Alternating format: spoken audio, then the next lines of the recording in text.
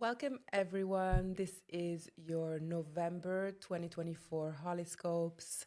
I am Flavia, and I am here with Bianca, who is our in-house astrologer at Aura Collective.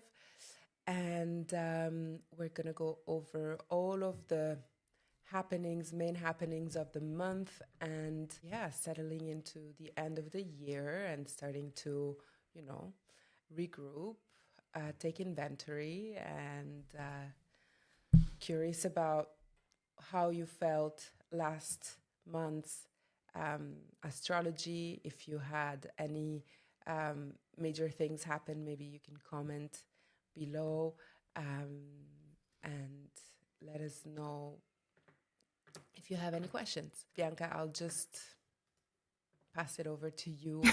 What can we expect for the month of November? Yeah, for the month of November, I'm trying to remember what words I've used to describe it. I mean, we are in Scorpio season, which is always usually a little intense. And it's always, especially in the Northern Hemisphere where it's like autumn, Halloween, you get that kind of witchy energy. It's like it can be very like intense, but it's kind of cool because that's when the veil kind of gets thinner, as they say, like the veil between kind of our human world and maybe the world of the spirits or the world of something beyond just us. So it's an interesting time of year always. And I mean, Scorpio season, it's a fixed water sign. So water is like emotions, depth, spirituality, all that stuff. So a lot of like deep feelings might be coming up at this time for most of this month. And, but there's also like a lot of self-awareness maybe as well, because, fixed signs are usually, they've got that kind of self-aware, sometimes stubborn energy. So one main thing happening this month is we have, Mars in Cancer making an opposition to Pluto and Capricorn. And that's not necessarily a fun, easy transit happening. And it's really especially felt towards the beginning of the month, because that's when it's exact. And then it kind of like tapers off a little bit, but still. And I think we're probably going to get another Mars Pluto opposition once Mars moves into Leo and Pluto moves back for good into Aquarius. So anyway, I think it's something we're going to kind of feel again. But that's going to be exact on the 3rd. And it has the energy of it can bring up like power struggles, frustration, even like paranoia, because they're kind of, both Mars and Pluto are dealing with power, but in a slightly different way. Pluto can be a little more like sneaky and manipulative and covert, whereas Mars is more like going for it. It can also represent war when we're speaking about it more generally and globally. So I don't love it in terms of, global conflict stuff. I don't necessarily think having this there means things are going to all of a sudden become more peaceful, to be perfectly honest. But I think in our personal lives, we can really think about our own relationship to power, especially on this new moon happening November 1st. We have a new moon in Scorpio, where this Mars-Pluto thing is definitely going to be felt.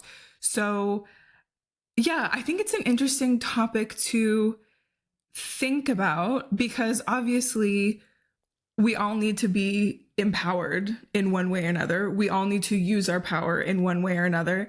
And maybe sometimes the concept of power can kind of get a bad rap, because we think about people abusing power or controlling people or using it to do bad things. But I mean, we all need to be powerful in one way or another, and it's not necessarily a negative thing. So that's something I would think about, especially on this new moon in Scorpio, which also has this like a lot of like Mercury stuff happening. So there's a lot of potential for like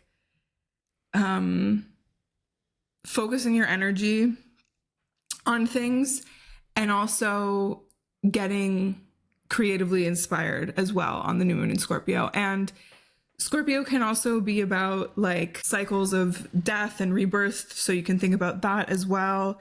Power, as I said, sex, anything taboo, any like deep research you want to do, and also shared resources. It's a good time to think about. Yes, you can set intentions for any of those things on this new moon in Scorpio, and yeah, see what comes up when you're thinking about power and what it means to you. What about relationships? Yeah, in terms of relationships, it could definitely bring some things up for sure. Because as I said, power struggles. So it could be power struggles in relationships, right? In our more personal ones. And I think it's good to just have, because the energy of Scorpio can be a little bit like secretive and like not want to reveal anything. So I think it's good to just have like honest conversations with people, because you might have in your head like, oh my God, this person's like manipulating me or trying to do something bad. But it's just that we're not like actually asking them what's going on. And maybe we're just being paranoid, because that's another thing that can come up with this Mars Pluto stuff, is like just being paranoid, and maybe you don't actually have a good reason for it. Yeah. I'm going to keep going. So on the 2nd, Mercury changes signs into Sagittarius. So Mercury's been in Scorpio. When we have Mercury in Scorpio, it's a great time to do like deep research, get to the bottom of things, get to the core of things. Sagittarius kind of like comes up for air and expands. So it's a great time to like learn new things, explore new places, you know, expand your horizons when it comes to how you communicate and what you're kind of taking in. Yes. So, okay, then on the 4th, we have Mars moving into Leo. And so Mars is actually going to be retrograde as of December. So I'll talk about that a little bit at the end. But so we're already in the Mars retrograde shadow period. So I talked about this like at the beginning of the year when I was doing my kind of year overview forecast. Definitely the end of the year is not the best time to like get things done. Things are probably not going to go according to plan. Because we have Mercury retrograde starting at the end of November, which I'll also speak about, and then this Mars retrograde in December. So it's just like, oh, yeah. Interesting. Things probably aren't going to go according to plan. So with Mars moving into Leo, because Mars retrograde is going to be in both Leo and Cancer, we're already maybe getting a preview of the kind of things that we might need to focus on during during Mars retrograde. The themes that like are going to come up around the 4th of November and after, we might see echoes of during actual Mars retrograde. So, I mean, Mars being in Leo is pretty good actually overall. Like I feel like Mars in a fire sign usually works pretty well. So you might feel honestly like this month that you're able to get things done and things are flowing okay, and like fire signs really help us actually take action and we don't need to think about it too much. But we might run into some problems next month once it stations retrograde. And that'll be a time of like reevaluating how we're doing things, or like looking back on the way we used to do things. Was that actually better? You know, can we take some of that into our lives now? Stuff like that. So Mars moving into Leo on the 4th. Mm-hmm. Yeah. Interesting. Yeah. Interesting. So a lot of journaling probably, and just trying to take note of things that are coming up for us in the coming weeks. Yeah. And you can look at, if you're familiar with your natal chart, you can look at where, Leo is in your chart and see what house that corresponds to. You know, a little more advanced for people who are already like connected to their natal charts, maybe have had readings before, because then you can see like what area of life it might affect more. Yeah, that's a tip. By the way, can you tell us again where we can download our natal chart so that people can look at it? I really like astro.com. So you just go there, put in your birth information, and take a look at your chart. It might look like gibberish, if you know what I mean. If you're not used to like seeing things that way. Yeah, I hope in the future I will have. I would like to create a resource in the future so we can all be able to read it, learn how to read our natal charts. Yeah, instead of just having to come to me for a consultation.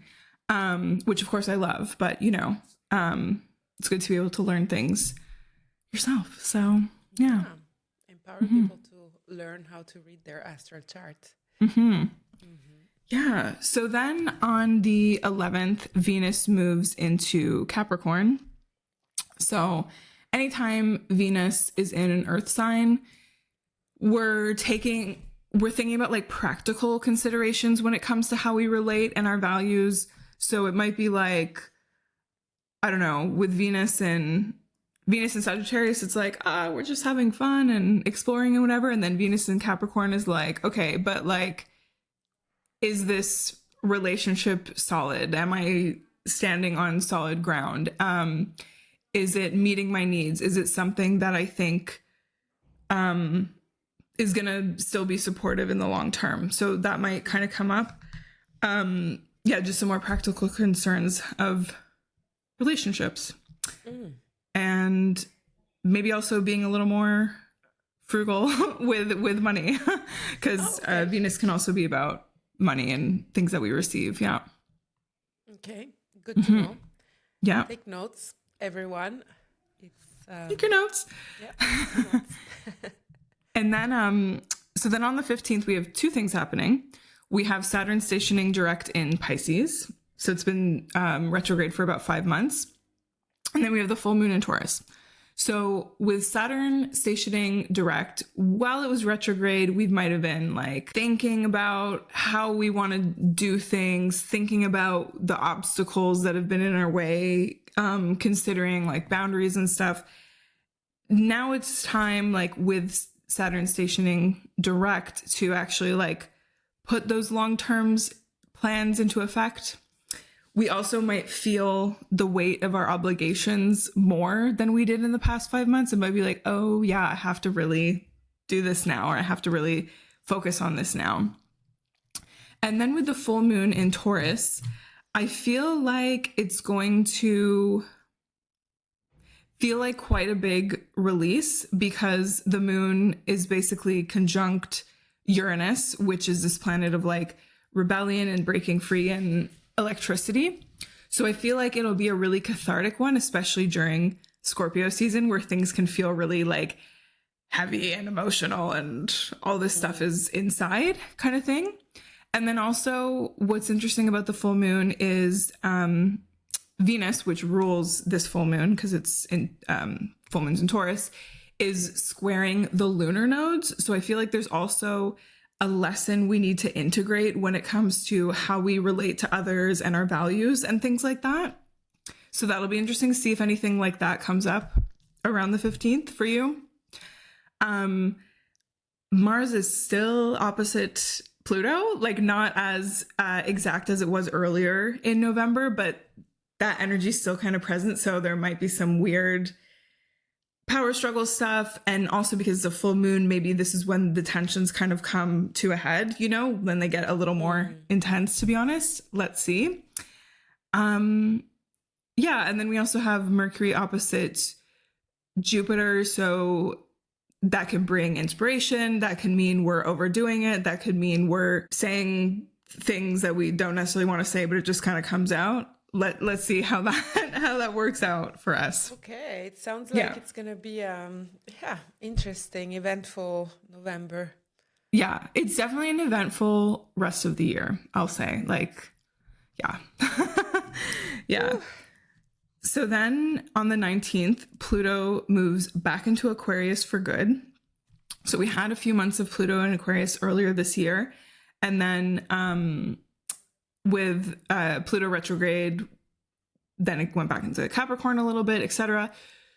So this is a big deal because Pluto is like the slowest moving planet. So it's really like representing kind of like an era, you know, and it's a collective planet. So whereas Pluto in Capricorn, which we've had since 2008, has been a lot about like the transformation of certain like structures and institutions, Pluto in Aquarius is going to be a lot more about how the collective is transforming. And I'm hoping it will bring more power back to people, to humanity, and not just, you know, so concentrated in certain places.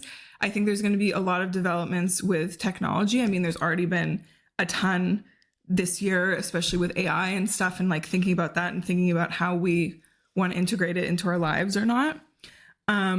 So that'll be really interesting. Just this kind of like new era, and hopefully more of an emphasis on intellect and ideas and connecting and communicating rather than like money, you know, rather than like money and resources, because Pluto and Capricorn, that's an earth sign. So yeah, so we're really stepping into this Pluto and Aquarius era later in November, and sticking around until 2044 basically. So we're in it for the long haul. I mean, it's been in the talks for a while now, no? This more shift to more collective consciousness and just honing onto our communities, etc. So I'm really I've started noticing how things have shifted for sure, like around me, but I'm really curious to see how this is going to change collectively. Yeah, 100%. Be really, really interesting. Yeah. So then, yeah, just a couple more things. So Sagittarius season starts on the 21st of November. So fire sign, mutable energy, lots of fun, exploring, learning new things, expanding your horizons. Yeah. Holiday parties, you know, all that stuff is very like Sag season energy. And then on the 26th, this is when Mercury retrograde starts officially. Mm-hmm. So we're going to have Mercury retrograde. How could we end the year without one last hurrah, right? Yeah. So yeah, we're going to have Mercury retrograde in Sagittarius, which I think will be interesting because Mercury is definitely about travel, and then like Sagittarius can be about kind of like exotic or faraway places. So I would say during this Mercury retrograde period, which will be from the 26th of November to December 15th, if you're doing any like long distance travel, like I would say be especially careful you're not mixing things up with flights or whatever it is. And then also, like, honestly, in the 2 weeks leading up to the 26th and even the 2 weeks after the 15th of December, when we have the shadow period, like things can still be a little wonky. So keep that in mind. And I also think like Sagittarius is a very like straightforward and direct energy. So mixing that with Mercury, I feel like having Mercury retrograde in Sagittarius is like, this is where people might like really blurt things out and say things without thinking. Okay. So if there's a time where you're gonna maybe do that, it's probably gonna be in this Mercury retrograde in Sagittarius. So just be like, oh my God. Let's take a beat before we just go, whatever, you know, blurt something out. Really good to know. I'm starting family therapy on the 7th of December. So I guess I really needed to hear that. Great timing. Oh, wow. So it's going to be Mars retrograde and Mercury retrograde during that time.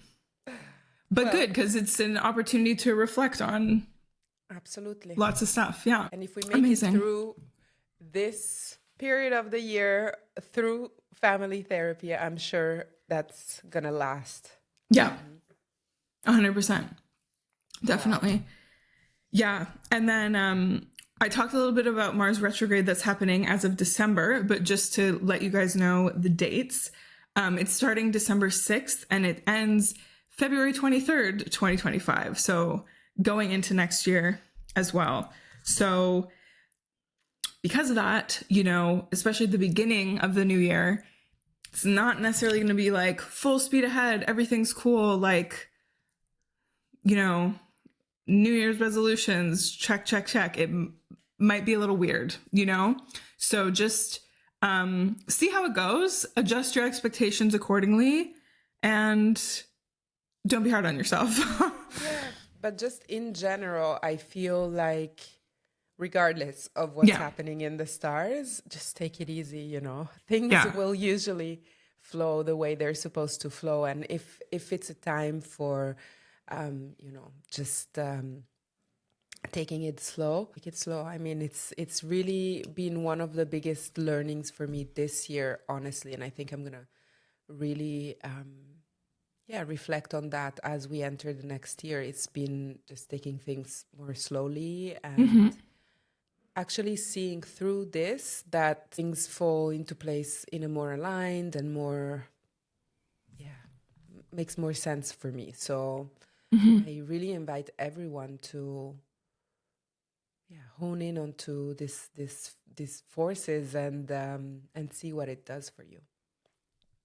Totally. Yeah. Yeah, because Bianca, you're already talking about 2025 a little, because this is actually the last recording of the year that we'll have with you.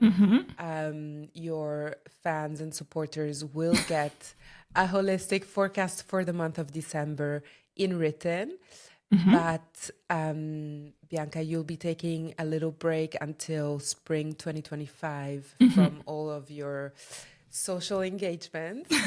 And I love that for you. You're really, really taking this to the next level, like really taking a break and slowing down until the spring, beyond the 25th of February. And it's kind of bittersweet, but I really look forward to, you know, presenting our new ideas to our community, seeing how we can evolve this whole concept of the horoscopes and how they can better serve our community. That's why we're also going to send out a survey to ask all our subscribers what they want to see more of in 2025 when you come back. So, I just want to thank you for all your wisdom, all your pearls, and I wish you all the best for this break. And hopefully the end of the year won't be too too wild. Yeah. But yeah. No, what else is there to say? Please give us your feedback in general, obviously about aura, but also about these horoscopes.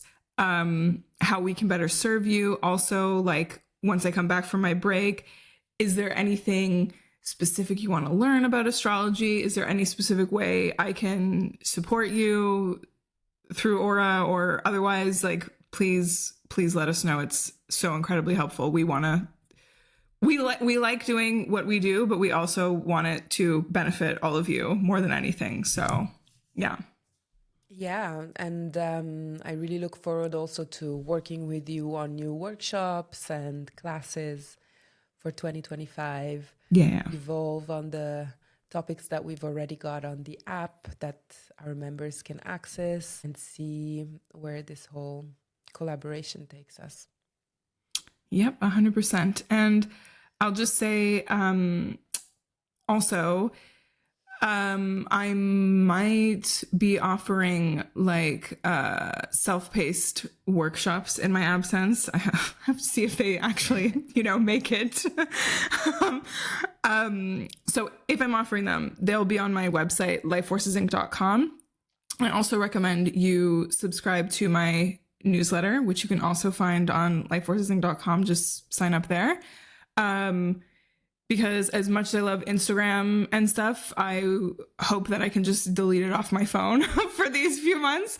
So if I have any little updates, I will probably send them to my email people before anyone else. So yeah, best way to stay in touch. I made sure I signed up with each account I have so that I don't miss any news. Oh, okay. Nice. Yeah. Yeah, Bianca, bittersweet goodbye, but so looking forward to 2025. I know our community will miss our little lives. I will miss coming on live with you every month. And yeah. I'll See be you back in before you know it. 2025. Yeah. Go by in a flash. After all the end of year shenanigans and like settling into 2025 with all these energies, I'm sure that, yeah, we'll be back and everybody will be relieved to see your face again. Yeah. Hopefully with better news regarding the energies in 2025. But yeah, there's going to be a lot of interesting changes next year, which we'll get into. Okay. Yeah. Okay. Mm-hmm. Cool. Nice. Thank you, Bianca. Wishing you a beautiful day and see you soon. Bye, everyone. Thank you. Bye, everyone. Bye. Bye.